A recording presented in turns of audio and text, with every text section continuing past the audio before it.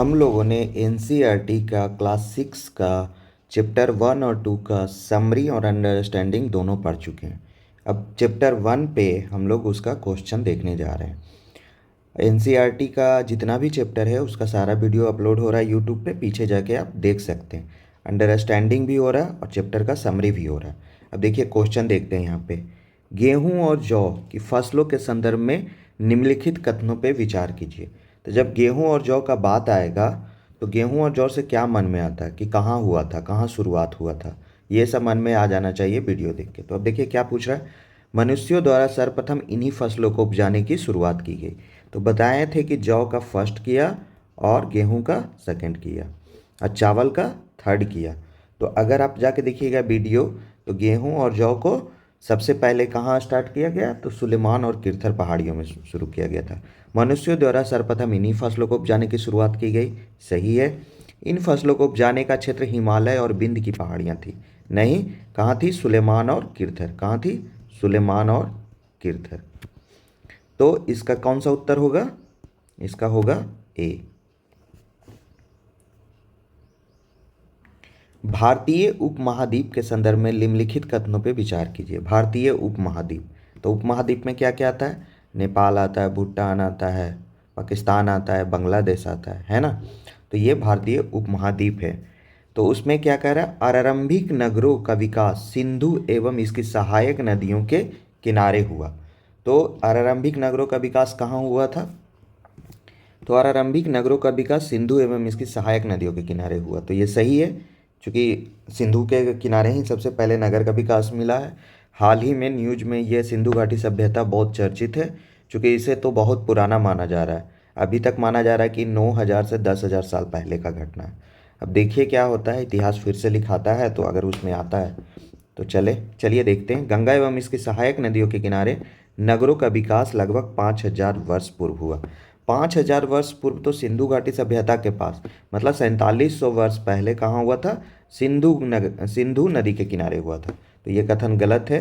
तो क्या हो जाएगा इसका आंसर? सिर्फ केवल 1।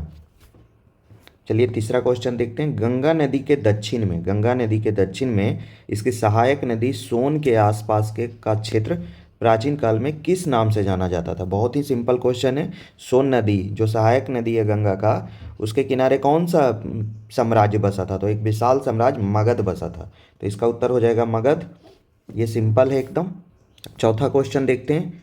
भारत देश के नाम के संदर्भ में निम्नलिखित कथनों में कौन सा कथन सही है? कौन सा कथन सही है? तो लगभग 2500 वर्ष पूर्व उत्तर पश्चिम की ओर आने वाले ईरानियों और यूनानियों ने सिंधु को इंदोस तथा इस नदी के पूरब में स्थित भूमि प्रदेश को इंडिया कहा। तो ये कथन सीधे सीधे एनसीईआरटी से उठा लिया गया। तो ये कथन सही है। भारत भारत क्या था? नाम का प्रयोग उत्तर पश्चिम में रहने वाले लोगों के एक समूह के लिए किया जाता था। इस समूह का उल्लेख संस्कृत भाषा की आरंभिक कृति ऋग्वेद में भी मिलता है। ये भी सही है, चूंकि उत्तर पश्चिम में जो थे भरत जन लोग रहते थे, तो उन्हीं के लिए ये भरत समूह, पूरे समूह के लिए भरत नाम का उपयोग किया जाता था, जिसका ऋग्वेद में उल्लेख है, जो संस्कृत भाषा में। तो ये भी सही है। तो इसका उत्तर हो जाएगा सी, 1 और 2 दोनों। अब पांचवा क्वेश्चन देखेंगे कि पांडुलिपियों के संदर्भ में निम्नलिखित में कौन सा कथन सही नहीं है? सही नहीं है। तो देखिए इसमें तो कहता है अतीत में हाथ से लिखी गई पुस्तकें पांडुलिपि कहलाती थी। पांडुलिपि का मतलब ही होता है हस्तलिपि। तो ये सही है। अंग्रेजी में पांडुलिपि के लिए मैन्यूस्क्रिप्ट शब्द का प्रयोग होता है, जो लैटिन भाषा के मैनू, जिसका अर्थ हाथ से है, निकला है। ये भी सही है। पांडुलिपियां ताड़ के पत्तों को काटकर अथवा हिमालयी क्षेत्र में उगने वाले भुर्ज नामक पेड़ की छाल से विशेष तरीके से तैयार भोजपत्र पर लिखी जाती थी। ये भी सही है। अब डी में क्या कर रहा है? तो यही है, ऑब्वियस है, एक ही ऑप्शन बचा है तो डी होगा। फिर भी देख लेते हैं। पांडुलिपियां केवल केवल शब्द जो लिखा है वो इम्पोर्टेंट है, मंदिरों और बिहारों में प्राप्त होती है, जो केवल संस्कृत भाषा में लिखी गई पांडुलिपियां। ये सही है कि मंदिरों और बिहारों में प्राप्त होती है, लेकिन केवल नहीं, बाहर भी मिले हैं, कहीं कहीं अलग जगह भी मिले हैं। तो इसलिए ये ऑप्शन क्या हो जाएगा? गलत हो जाएगा। तो क्या हो जाएगा? डी हमारा आंसर हो जाएगा कि सही नहीं है। अब छठा क्वेश्चन देखते हैं। अभिलेखों के संदर्भ में निम्नलिखित कथनों पे विचार कीजिए। ऐसे लेख जो केवल पत्थरों पे उत्कीर्ण किए जाते थे अभिलेख कहलाते हैं। केवल पत्थरों पे, केवल, केवल बोल रहा है, तो केवल पत्थरों पे उत्कीर्ण किए जाते थे अभिलेख कहलाते हैं। तो पत्थर पे ही नहीं, किस पे किया जाता था, धातु पे भी किया जाता था। तो ये कथन क्या है, गलत है। कभी कभी शासक अथवा अन्य लोग अपने आदेशों को इस तरह उत्कीर्ण करवाते थे ताकि लोग उन्हें देख, पढ़ तथा उनका पालन कर सके। तो ये एकदम सही है। तो इसमें क्या होगा, पूछ रहा है उपयुक्त कथनों में कौन सा कथन सही है। तो सही कौन सा होगा, सिर्फ कथन 2 सही होगा।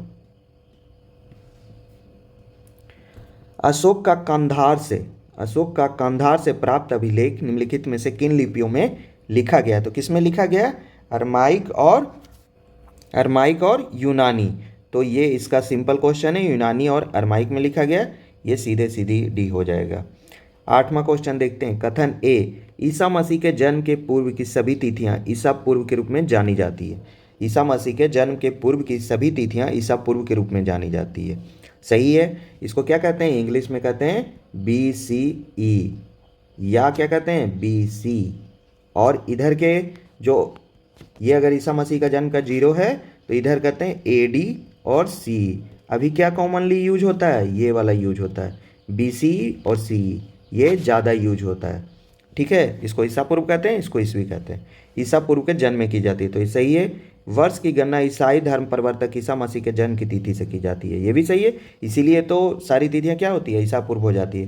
तो असर्शन भी सही है और रीजन भी सही है। और रीजन जो है असर्शन को सही, मतलब सही स्पष्टीकरण है।